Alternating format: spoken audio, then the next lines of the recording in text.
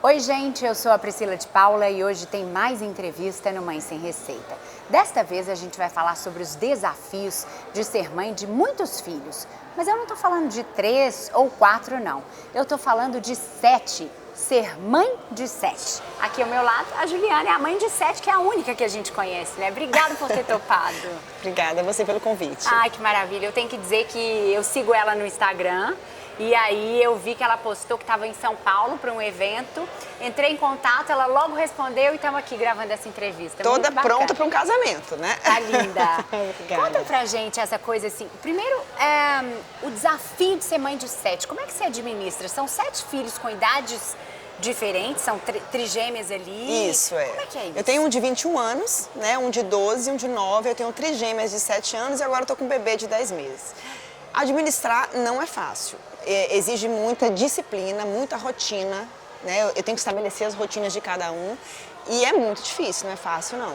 É um prazer, um aprendizado, mas a gente tem que ter disposição. E como é que você tá aqui hoje? Linda para um casamento com uma bebê em casa e outros 6 além da bebê? Com minha sogra lá em casa, minha sogra, eu tenho muito apoio.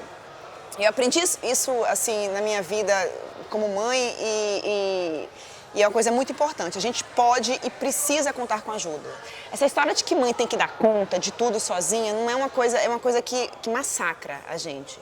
E eu já passei por isso, eu me vi passando por isso, assim, já com a Maria Beatriz, com a caçula, de me ver na situação de que tinha uma pessoa me ajudando e outras mães por perto. Eu falei assim, gente, a pessoa deve estar achando que eu tenho não sei quantas babás, né? Mas eu não tenho babá, mas eu tenho muita ajuda da minha mãe, da minha tia, né? da minha sogra, né? Então essa ajuda, se eu não tivesse ajuda, eu não daria conta de jeito nenhum. Talvez você não tivesse tantos filhos. Exato, eu acho que com certeza eu não teria. Quer dizer, mas é uma ajuda que na hora que fecha a noite, acaba o dia, começa a noite, é você que está ali na lida. Sou eu, pela noite. E qual é o maior desafio de conseguir administrar ou conseguir dar conta, de ter paciência, né? O meu maior desafio hoje, Priscila, eu digo para você com toda certeza que é você ter consciência da responsabilidade que é preparar 7 pessoas para serem aptas a serem felizes mais para frente. Porque você tem que prepará-los.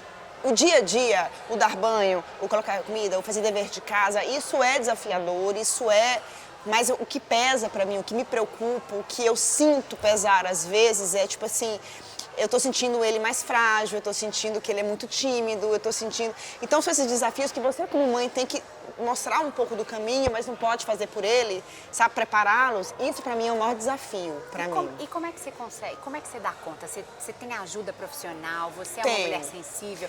Como é que você faz? Leio.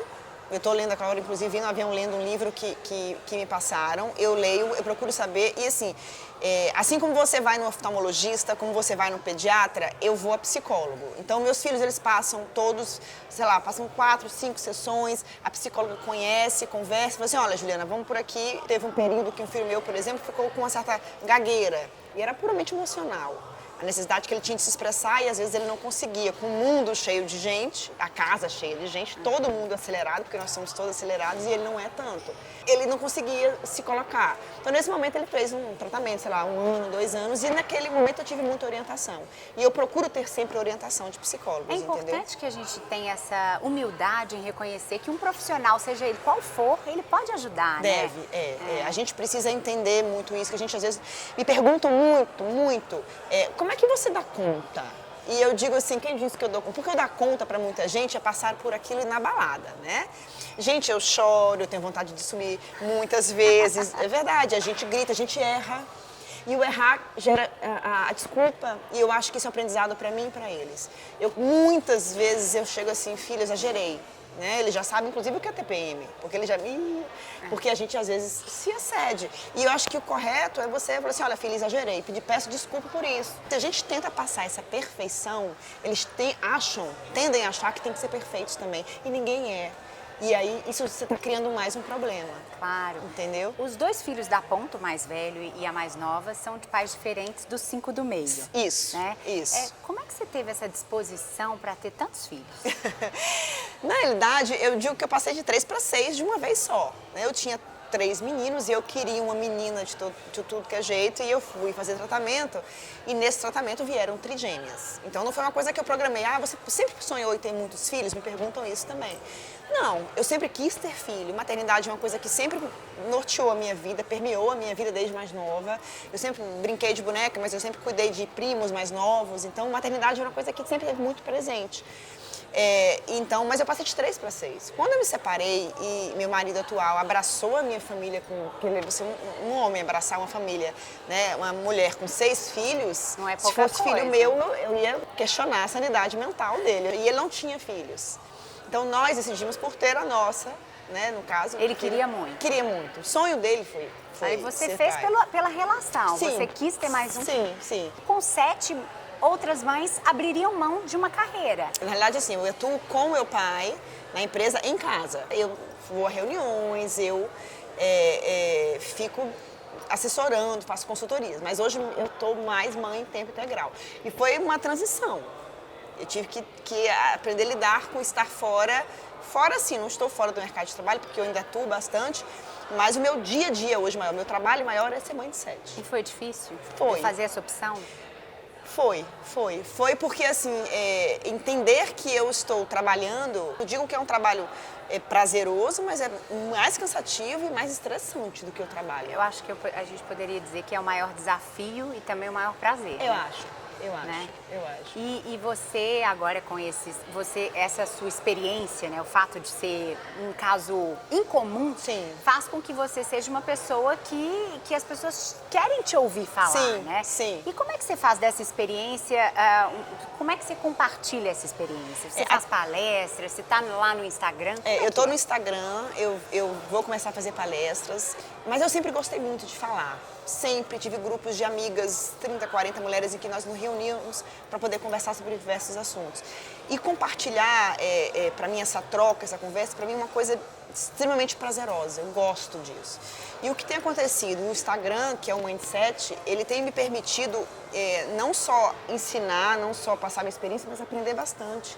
A maternidade das trigêmeas, que são as minhas caçulas, que têm 7 anos, minhas ex-caçulas, né? Ela mudou de uma maneira absurda. Nós estamos passando por uma fase de transição na maternidade, né? Se conhecer, de né? criar saber... limite até onde eu frustro, o que é não, o tamanho do não, né? Tem muita mãe perdida ainda. E não só em relação à criação, mas, te dar um exemplo, a alimentação.